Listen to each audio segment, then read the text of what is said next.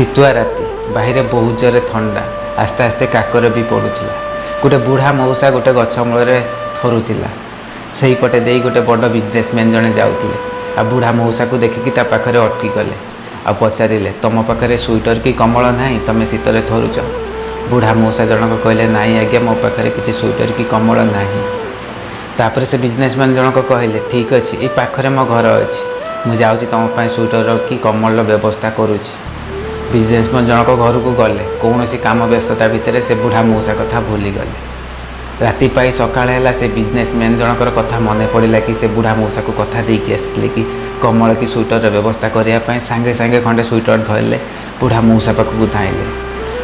आसिक देखला बेलू गछ मूल बुढ़ा मऊसा दुनिया नाला सबुदिन आर पारिकी चली जाइला। तापर से बुढ़ा मऊसा हाथ में खंडे चिठी थिला।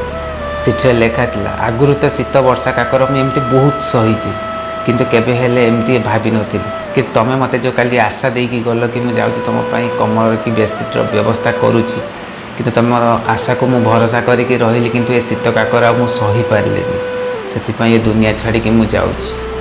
मोर कहबार कथा हूँ सांग मैंने क्या आशा भरोसा दबा कथा नुह जदि क्या किसी नदे पार ना केबे क्या भरोसा दबा कथा नुहे कि तो मुझे करदेवी कि सेमती करदेवी।